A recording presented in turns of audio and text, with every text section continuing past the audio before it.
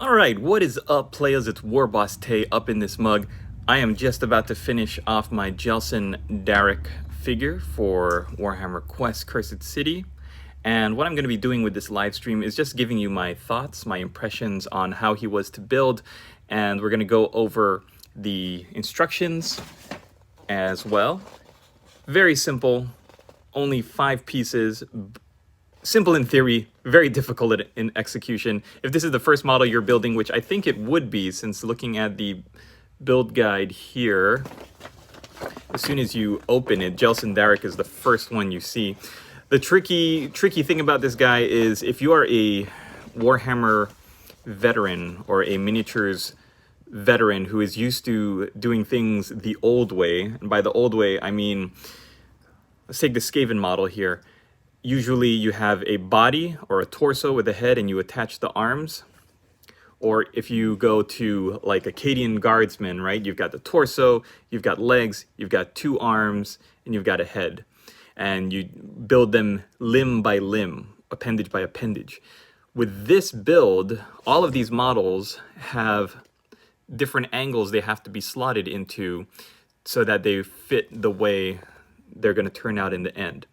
The tricky thing with this is that if you don't have all the angles correct, it's very easy to snap off some pieces or to not be able to get the fit exactly correct. And this happened to me with this build. I couldn't get this piece to line up with the, or I couldn't get the head and one leg piece to match with the back piece. And I was trying to fit them. I was trying to get this little nubbin into a slot here on the front part. I couldn't find the correct angle. Now the hard part, monoposing modern figures. Yeah, so monoposing before, I remember the first time they did this, wasn't this Brady, the Dark Vengeance kit?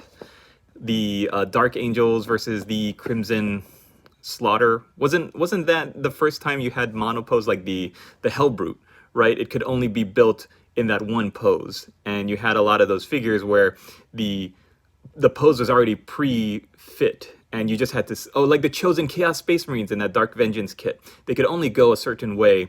You couldn't repose them or give them different angles. That was the first time we saw that, and since then Games Workshop has really been refining and tuning that. It looks like we've gone away from the old school where you have a torso, legs, arms, and head, and there's only one way to do that. They might still keep some of that for their squad kits, I think, where you've got a bunch of models in one box, but it looks like for very specific figures, hero kits, and characters, you're only going to be finding one pose that everything has to fit in at just the right angle.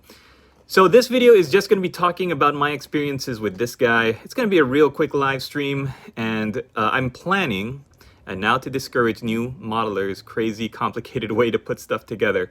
Yeah, I think I just mentioned that, Brady. If you're a new modeler or a new gamer, you're new to the hobby, then this new way of doing it it'll definitely seem not the most optimal way.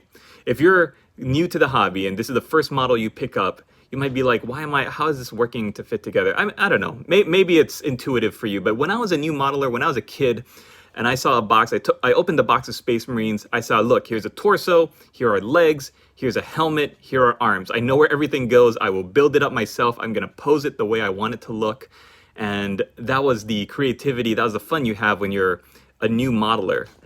Now it looks like this is going to be cutting off your creativity. You're not going to be having that same experience of putting a model together from the ground up. Games Workshop is pretty much telling you, this is how the model is going to look no matter what you think. And this is how you're going to put it together exactly at every specific angle it has to go so that you come out with the end result that we want.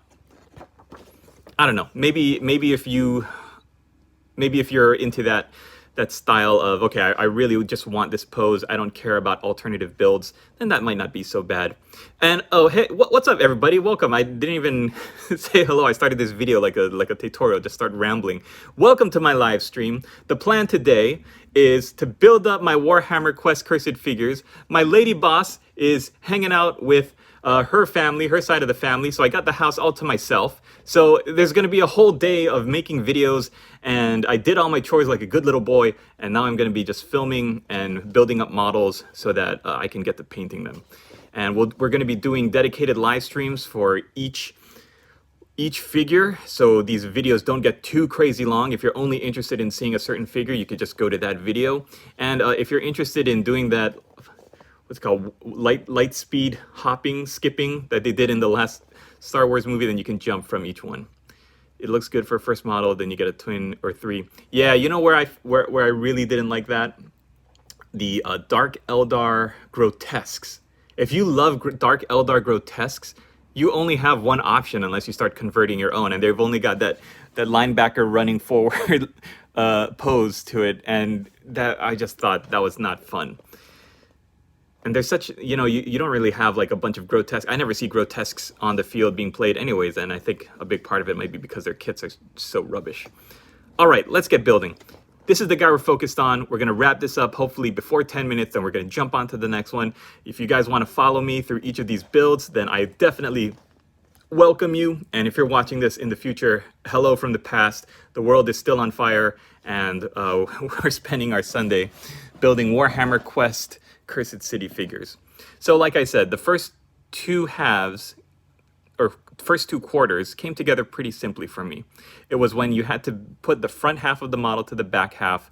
There was a hole, a slot in the front half, and a little nub in the back that was supposed to fit in perfectly.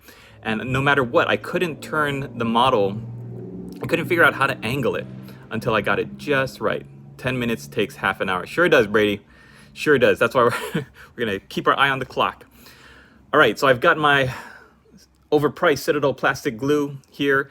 If I could find it, because I haven't found it at any of my local game stores, I much prefer using Tamiya clear plastic glue, or Model Masters plastic cement in the black container. Those are fantastic, really great for working with plastic, especially the plastic cement, because it melts the plastic together as it hardens, so the bond is really strong.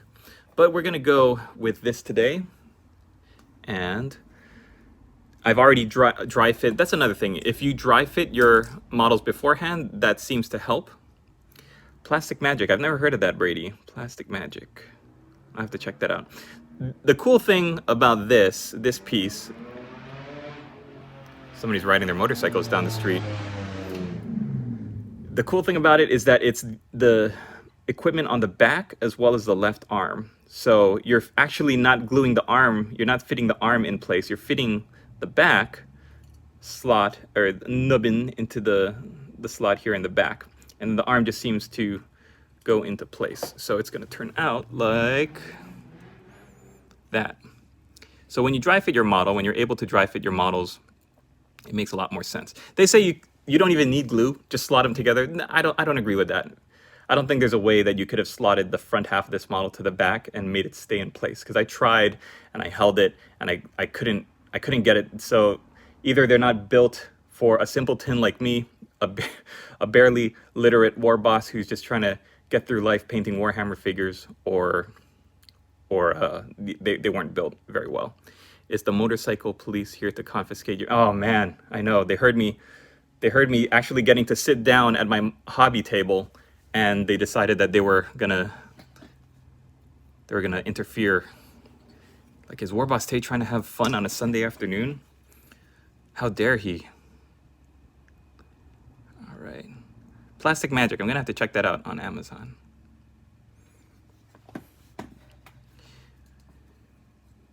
I'm seeing so many great builds and paint jobs on Twitter and Instagram of these models that I really think I missed the boat. But you know what? I'm going to take my time and be a little bit more thoughtful about my paint scheme and color scheme. I've been watching a lot of videos to see what I like. My goal with all of my paint schemes is to help people achieve the quality of the box art in as few steps as possible. That's why I film every step of my tutorials, because I don't want you to see me cutting corners. Everything I paint, down to the mistakes, you're going to be able to see. All right, at 9 minutes and 45 seconds, that is Jelsen Darrock done. My initial thoughts on him. What I'm going to do now is I'm going to clip out and clean the pieces for our second model, Esmeralda there. And we're going to start a live stream in about 5 minutes. I hope to see you guys there. If you're just hanging out and painting on your Sunday, I hope you're having a great day. Thanks for checking out this video. We'll see you in the next one.